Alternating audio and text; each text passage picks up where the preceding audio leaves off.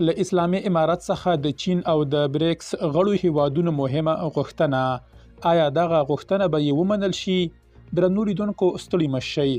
د چین، روسیې او د بریکس نورو غړو هیوادونو مشرانو د څلورنۍ یا چهارشنبې پر ورځ د کازان غونډې په خبرپاڼه کې له اسلامي امارت څخه مهمه غوښتنه وکړه. دوی د وګړو د بنسټیزو حقونو په منلو ټینګار وکړ او په سوله ایزه توګه یې د افغانستان د شخړو د هواري غوښتنه وکړه. د بریکس مشرانو د خپل 14مې ناستې په پای کې په خپرې شوې خبرپاڼه کې د افغانستان د وګړو د بنسټیزو حقونو په ځانګړې توګه د ښځو، نجونو او د بیلابیلو توکمیزو ډلو د حقونو پر ټینګار کړی دی.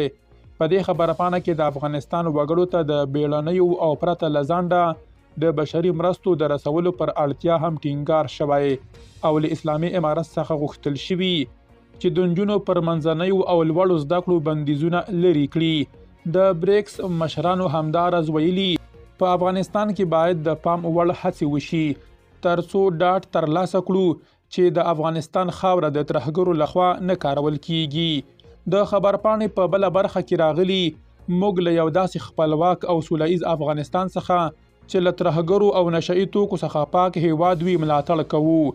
د بریکس 14مه سرمشریزه د 14 هیوادونو او 6 نړیوالو ټولنو په ګډون د درېنۍ یا سې شنبې پر ورځ د لړم پر لومړۍ نیټه د روسیې فدراسیون د تاتارستان جمهوریت په کازان ښار کې پیل شوې وه او د لړم تر 3مې نیټې پورې دوام وکړ.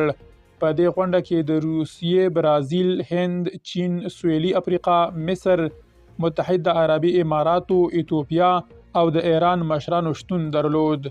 د چین، روسیې او د بریکس نورو غړو هیوادونو مشرانو د کازان په خبرپاڼه کې له اسلامي امارت څخه وغوښتل چې د نجونو او ښځو پر زده کړو بندیزونه لرې کړي، خو تر اوسه د اسلامي امارت چارواکو ورته کوم غبرګون نه دی ښودلی.